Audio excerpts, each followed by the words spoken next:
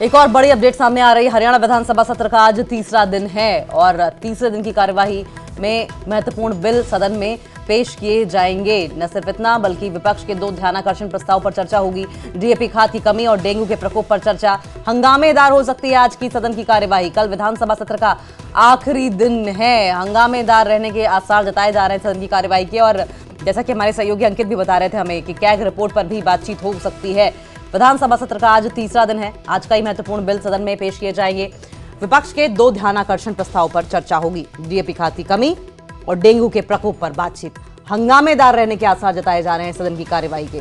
कल विधानसभा सत्र का आखिरी दिन है।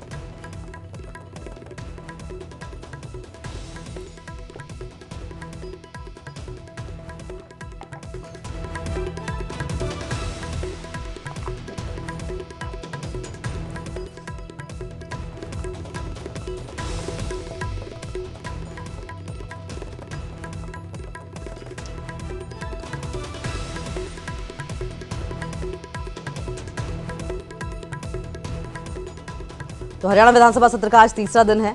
आज कई महत्वपूर्ण बिलों पर चर्चा की जाएगी, सदन में पेश किए जाएंगे। विपक्ष, जानकारी मिल रही है कि 2 ध्यानाकर्षण प्रस्ताव पर चर्चा करेगा। डीएपी खाद की कमी और डेंगू के प्रकोप पर चर्चा होगी। और हमारे सहयोगी जैसे बता रहे थे अंकित दुदानी की कैग रिपोर्ट पर भी बातचीत हो सकती है।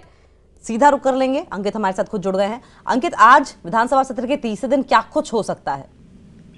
बिल्कुल, विधानसभा सत्र का तीसरा दिन है और तीसरे दिन आज कहीं ना कहीं 2 ध्यानाकर्षण प्रस्ताव आएंगे। विपक्ष की ओर से लगाए गए हैं वो डीएपी खाद की कमी को लेकर है और डेंगू का जिस तरह से प्रकोप बढ़ा है और बहुत सारे मामले डेंगू के सामने आए हैं, तो इन दोनों मामलों को लेकर के और कहीं ना कहीं विपक्ष जो है वो सरकार को घेरने का काम करेगा, सरकार पर सवाल उठाने का काम करेगा। सरकार भी पूरे आंकड़ों के साथ अपना जवाब रखने का काम करेगी। इस पर दोनों मुद्दों के ऊपर बहस होगी।